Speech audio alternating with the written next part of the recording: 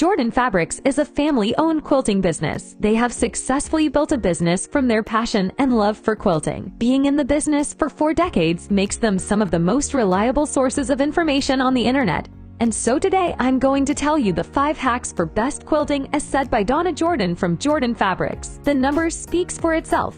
They have more than 590,000 happy subscribers who clock in daily for ideas and to get inspired. And with more than 350 videos, we can start from just about anywhere. But before we start, we should know the basics and the intricacies that go into this hobby. So in this video, I am going to show you 3 simple things that you can do to enrich your quilting experience by a mile. So let's begin with the video. Ironing. It might seem like a waste of time. Why iron a piece when you can do an entire quilt after it's done, right? Nope. These little wrinkles can take away a lot from your quilt. If you want your quilt to be perfect, make sure the surface is smooth. But also, you don't want to use a hot iron. Instead, try pressing instead. Ironing can stretch the fabric and give it a sort of arch deformity that might not be so good in the long run. You want to keep the integrity of the fabrics, and so make sure to be gentle as you move back and forth. If you add more pressure, it could ruin the fabric. Pushing the fabric might give it a sort of bend that will not look good. And also, the seams or the extra fabric should always fold in the darker side if you don't want it to be seen through. The difference between steam and starch. As a beginner,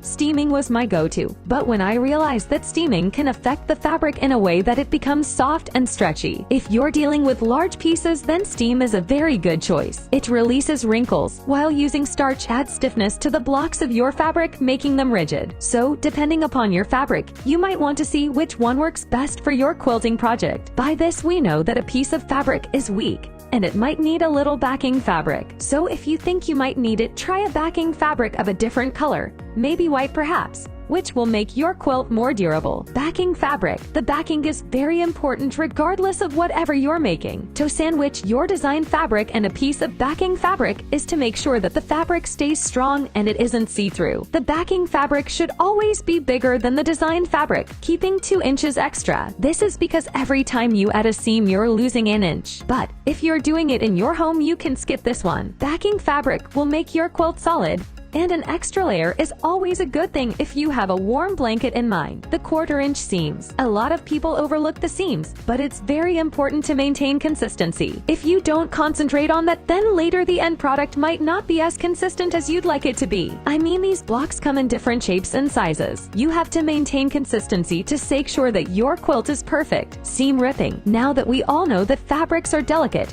and ripping a seam is the easiest part of the job. Fun too. But then if not done right, then that could be the weakest link. So make sure to not stitch somewhere near the previous stitch marks to secure it well. If the seams that you're ripping is tight, make sure to be careful as it could damage the fabric, so take it slow while you're ripping it. And if you think you might make some mistakes in it, then make sure to go through the middle, especially if the block is a triangle. Squaring. Precision is key to making your fabric accurate.